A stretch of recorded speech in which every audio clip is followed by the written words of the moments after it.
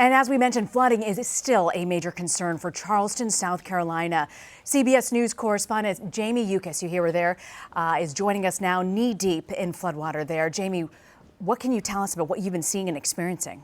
Well, that's Rena, as you just said. I am knee deep in floodwaters here. This is the biggest concern that they had in Charleston was all of this flash flooding. If we go ahead and just walk through, it does get a little bit better as we get up to the intersection here, but this continues all the way down. And there are many streets around Charleston like this, up to 90 streets in total in the Charleston area that look just like this. Also, we've seen many power lines down. We've seen lots of trees down. In this particular area, we're sheltered just a little bit, but I'm told just around the corner, there's a palm tree laying over the street. That's why they've asked so many people to just hunker down, wait for the storm to blow out of here, and don't start checking damage. Don't go start seeing what's happening in this area. We got video a little bit ago showing us of some transponder fires that were happening as power lines were snapping and coming down. We also just recently went to a business in downtown historic Charleston who has never seen flood in a hurricane.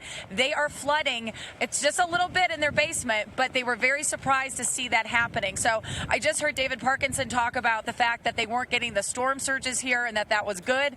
But I can tell you that people have been very surprised by this storm and just the amount of water that's ending up in so many different places. As you can see in this knee-deep water here, you've got flooding in some of the businesses and homes starting to happen. We've had in some places around Charleston, I'm told by the National Weather Service, about 7 inches of rain so far. It is still raining right now, so we're going to watch and see how that impacts the area as those high tides do come in, but luckily not with the storm surge as was feared. And Jamie, the folks you've spoken to there, do they have the sense, you mentioned that this was sort of surprising for some of them, were they prepared for the flooding and the devastation you've seen so far?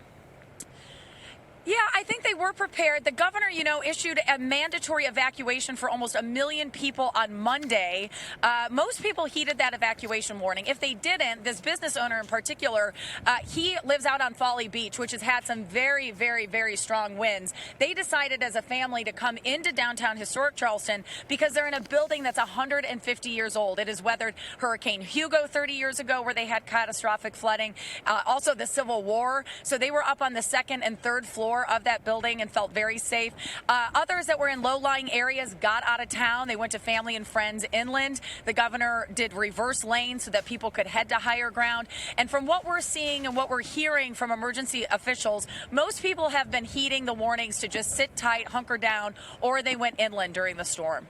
Jamie Yuccas, we hope you and the crew stay safe down there. Jamie, thank you very much for joining us.